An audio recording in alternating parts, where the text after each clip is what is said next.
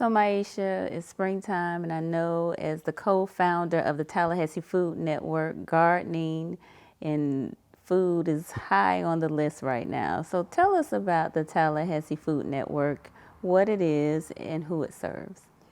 Well, we've been around now for quite a few years.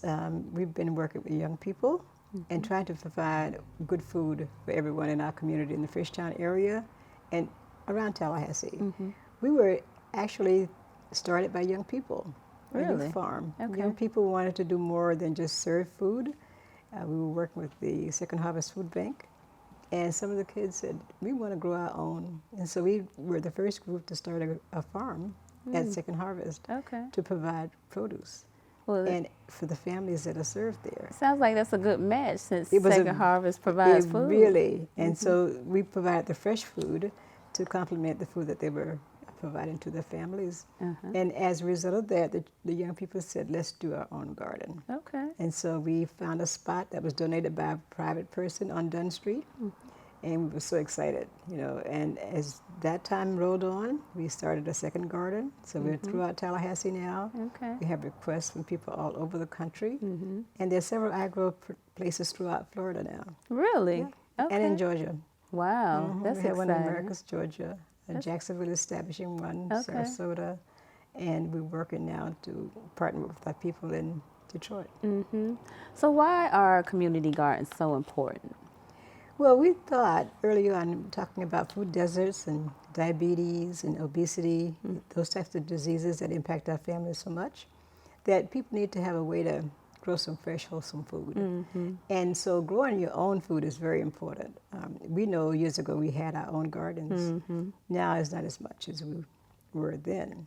So young people don't grow as much food as our parents did or our grandparents did. Gardening was a way of life. It was back the way then. you did things back in the day, and now we're trying to bring that back. Right. Because we do know that we are going to be a lot more food insecure in the future than what we are right now. So being able to go to your garden every day and maybe pick some lettuce or tomatoes or carrots and Oh my cucumbers goodness. to make a salad or To watch your child do this, to put the seed in the ground, and then watch that carrot grow and you pull it up, it's like, oh wow, this is where it comes from. It's like not from the magic, grocery huh? store. Right.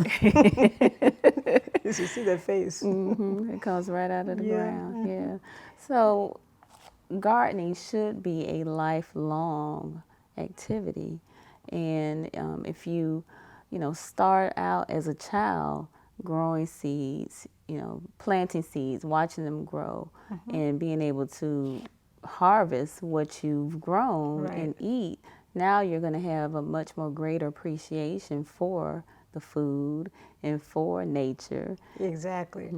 So you have an appreciation for food and nature, but you also understand the value of the skills that you then acquire. Because young people don't have a lot of hand skills. So now when they grow food, it's like, oh, I've accomplished something. I'm good. I know how to do this. So that's the way of building their confidence and character. And we see that changing their whole sense of self, and how they can now contribute not only the food to their families, but they Right. can sell food that they grow, Let's which talk is a about, great yeah, thing. so let's talk about that. So tell, Yeah. tell me about the commerce aspect of. So, when you first ask somebody to grow a garden, they would say, I don't have time for that, I'm not interested. So they think it's just about growing food and putting your hands in the dirt. That's a big part of it. There's so many more aspects of it in urban agriculture today. Okay. So you look at not only the commercial side of it, so now you can develop a whole cottage industry around food. Many people who grow food and some of the food is not good to take out to the people in the community, now you can make additive. You can make your salsas and your jellies and all those things from the things you grow. Right. And you can sell those things out of your home. So you learn how to become a young entrepreneur early. Yes. In our case, the young people not only learn to grow the food, but they sell it at the market. Okay. So now they're thinking, oh, this can be a business. Right. I can make money. Right. Right. And so those who are in training as a leadership core that we have for the young people, once they've gone through a certain element in learning how to produce, how to do the technology component of it, how to market, how to do the sales, they become what we call the leadership corps. And the leadership corps then gets a stipend to train other children to grow. And we're hoping to develop a pipeline from iGrow straight to FAMU for urban ag and for agriculture and other types of environmental soil sciences, kinds of things that young people can develop in the whole wide network of food. Which would create a great pipeline. Yes, it would. Yes. Because many of us don't think about the processes that it would, we can do with food, the kinds of potential there is in growing food and then making that a commerce. This segment is brought to you by Brown & Brown Attorneys at Law. Stay tuned for more conversations.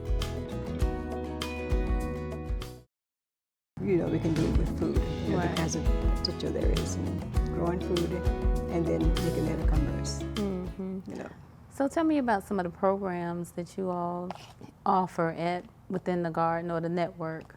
Well, the main thing is around how to grow your good food, leadership, education. We work with the schools. We do community gardens. Really? We work with school gardens. We have schools we've identified to help them learn to grow their own food at the garden and at the school. And some schools have really begun to adopt the whole idea of training the students and getting food into the cafeteria.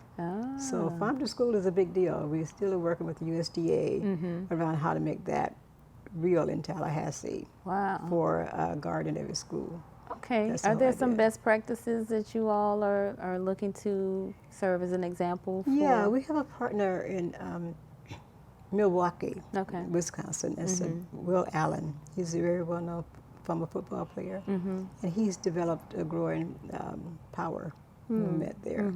There's another group out of, I think, Detroit, and Detroit has done very well with the D-Town Gardens. And so they have set a very well defined model for urban ag and community-based initiatives with young people and with families and self-sufficiency. So we look at that and think, oh, this works. Not only does it work for growing food, but it helps people to deal with chronic illnesses and diseases that people don't typically think about, which is food related, many of them, particularly with diabetes and obesity. Well, let's touch on the urban ag for just a moment. I think sometimes people think garden, I have to have, acres and acres of land in order to grow something, but that's not necessarily the case, right? It is not the case. Our young people were very creative, and one thing they designed was the iGrow bucket.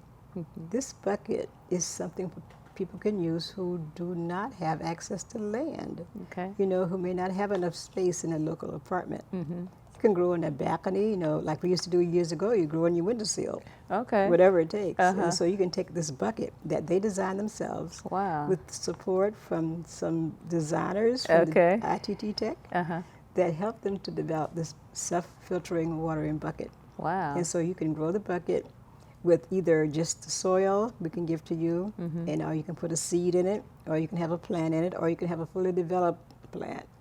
And they have used that as a potential marketing maker. So they're marketing it, and those buckets could sell for from $18 to $35. Really? Yeah, so they've made money, $5,000 in the past year. And they're growing about 1,200 pounds of food every year, at least on the minimum. And they're now growing and showing people how to build beds. So in urban ag, they're building raised beds where people don't necessarily have places to grow food. They can make a place. So we're growing beds with iGrow buckets, and with the idea that you can not only farm, feed, and you can learn how to cook, which is another aspect of the work that we do. We teach the children how to cook. We have a chef, Chef Shack, who works with us and makes that happen with the young people. They get a feel for, now I know that I can buy food, I can grow it. So now that you've planted the seed, you've watched it grow, you've harvested, now learning how to cook the food that you harvest. And the exciting part is that many of those young people now who never were interested in agriculture are choosing to major and go into the food industry. That's great. Big business. That's great. Yeah. That's great. Yeah, we all have to eat. Every day. That's something that's going to continue. So why not grow our own food, know where it comes from, what the nutrients and whatnot that are put into the soils. I know you all also do your own composting as well. Oh, now definitely. Particularly since we try not to use any artificial chemicals or anything like that in our food, we try to carry it to the soil as well. And so there's a mechanism in place where people can actually bring their waste to the garden, and we can compost that. People can actually pick up composting there if they'd like to use it in their own gardens at home or in their communities, wherever they want. And then we have a person who does all that work. You know, Sundiati is excellent in that regard. Okay. So he has done some wonderful work and taught our children how to do it as well. So composting is another whole industry that we haven't even touched on in terms of being able to make an economic survival living for yourself. Wow. You know, That is it takes a excellent. while. That's excellent. That's excellent. It's very good and it's exciting. It Okay. sort of draws a little heat because the compost is so hot. So the kids talk about that all the time. If it's cold, they love it, but if it's hot, it's like sweating. Gotcha. Gotcha. So they learn all the elements and learn about the soil and the nutrients and then how valuable it is in growing food. Okay. All right. Well, you all stay tuned for more conversations.